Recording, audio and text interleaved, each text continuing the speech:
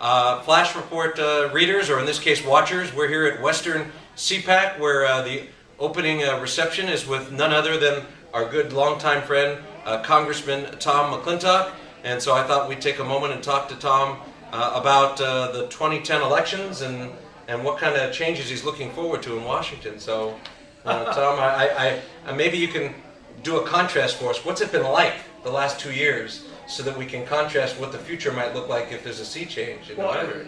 You're right. I mean, it's been an incredible 2 years. 2 years ago, the generic candidate, the Republican for Congress, was running 10 points or so behind the Democrat. Now we're double digits ahead. You may remember on that cold day when Barack Obama took the oath of office, Rasmussen had him plus 28 on their presidential popularity index. This month he hit minus 28. People called this a political tidal wave. I don't think that term does it justice.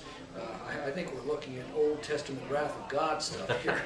Well, Lord knows we can need it, because I mean, you're obviously just finishing up your first term in Congress, but I'm sure you're looking forward to a second term if we have a Republican majority, certainly to stop what Obama's been doing and Pelosi, but maybe actually to make some advances. What do you think should be the top things that Republicans should do in the House with a majority? Well, we've got to do exactly what Ronald Reagan did when he confronted a 10% unemployment rate when he took office. He reduced the taxes and the regulations that were crushing our economy, and the result was one of the most prosperous eras in America's history. It is extremely distressing to watch this administration doing exactly the opposite, and it shouldn't surprise us that it's getting exactly the opposite results. Yeah, well, I can tell you that there's a lot of conservatives gathered here at Western CPAC this weekend. We're all getting charged up for the final push for the election. We have an opportunity across the country for historic elections, and if you had to give kind of a final word of wisdom to an activist watching this interview, what would you tell them? Well, as important as the next 18 days are, and they are absolutely critical, that's not the end of the battle.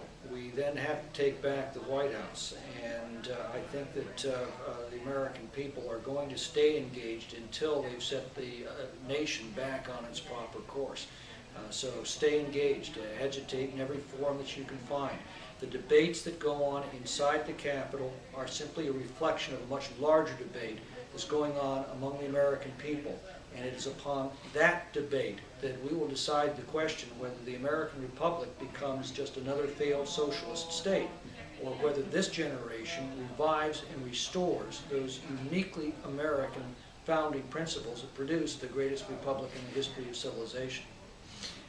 Said only like Tom McClintock could say it. Congressman, thank you very much for your time, and of course a special Flash Report shout out to our good friend Igor Berman, who's the Congressman's Chief of Staff, who is holding the shaky hands Flash flip cam. So thank you very much.